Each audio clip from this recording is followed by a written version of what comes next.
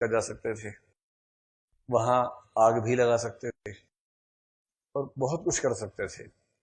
दो चार हत्याएं कर दी, कई लोगों को मारा पीटा, सीता जी से संदेश दिया, संदेश लिया, वापस लौट के आए। जो आदमी पहाड़ को हाथ में उठा के ला सकता है, वो सीता जी को भी ला ही सकता था। फिर युद्ध की जरूरत ही क्या थी? ये तो बहुत तार्किक सा प्रश्न है ना। हाँ, मैं उसी उसी पे आ रहा हूँ भाई, अब तनाव मत लीजिए। सतयुग ही है, कलयुग नहीं आएगा, एकदम सतयुग ही चल रहा है।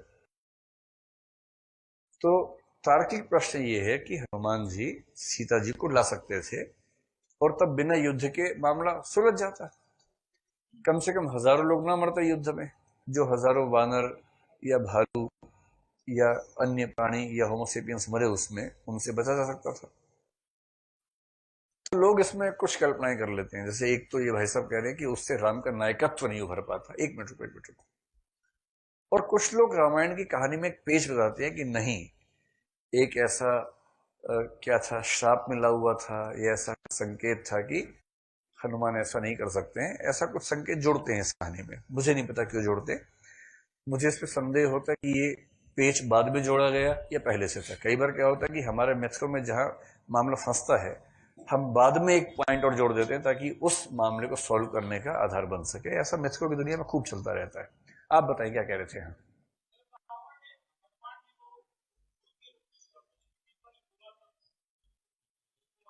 हाँ, विभीषण ने का दूत अवध्य होता है उसके। हाँ,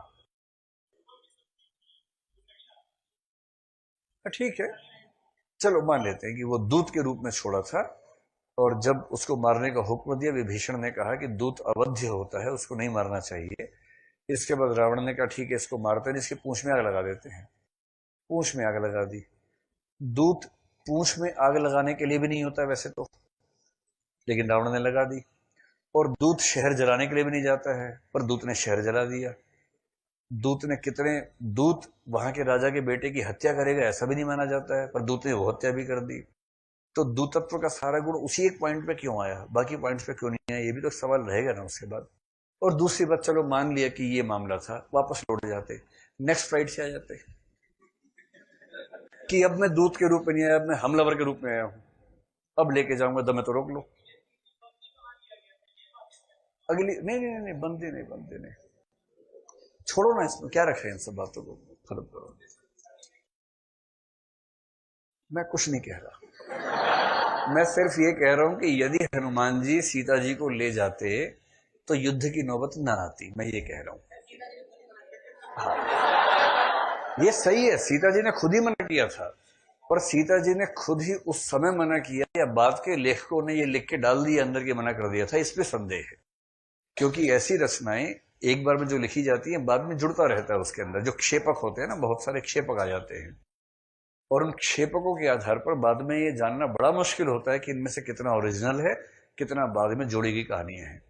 सीता जी ने सचमुच क्या कहा ना तो आप जानते हैं ना मैं जानता हूं, हमें से किसी को नहीं पता, सब अनुमान की बातें हैं। और मेरा ख्याल है कि जो स्त्री अपने पति से दूर एक ऐसी स्थिति में फंसी हो जहां रोज उसके सामने खतरा हो, जिंदगी का खतरा हो, प्रतिष्ठा का खतरा हो, यदि उसे वहां से मुक्त होने का मौका मिल रहा हो, तो कोई भी विवेकशील व्यक्ति ये नहीं चाहेगा कि उस मौके को गंवा दे। वो चाहेगा कि इस मौके का लाभ उठा ले। और मुझे विश्वास है कि सीता जी बहुत समझदार थी। जो लड़की इतनी समझदार है कि वो, मतलब ताकतवर समझदार सब है। मतलब मेरी कॉमन सेंस ये कहती है कि ये वाली बात बाद में जोड़ी गई होगी कि धर्म का मामला है, ज्यादा बोलना ठीक नहीं है, कोई ना कोई फरसा कुल्हा लेके खड़ा हो जाएगा, तो उससे ज्यादा ठीक नहीं है। लोग नाराज बहुत जल्दी होते हैं ऐसी बात में। तो मेरी अब ये पॉलिसी है कि ऐसे मामलों में बहुत दूर तक ना जाए, पर कुछ समय के बाद बोल दे लीला है। सीता जी ने क्यों मना किया जबकि वो वहां परेशान थी? यही तो लीला है प्रभु की। प्रभु की लीला प्रभु ही समझ सकते हैं, हम क्या समझेंगे? हमारी कौन गति ब्रजनाथ, हम क्या समझेंगे? लेकिन लॉजिक भी एक चीज है जो उसी ईश्वर ने दी है, और ईश्वर ने दी तो ये भी कहे इसका इस्तेमाल भी करना, इसे छिपा के मत रखना, ये काम आता है जीवन में। तो धर्म की कोशिश है कि उस लॉजिक को पूरी तरह से खत्म कर दे। उसी में तो सारा मजा खत्म हो जाता है।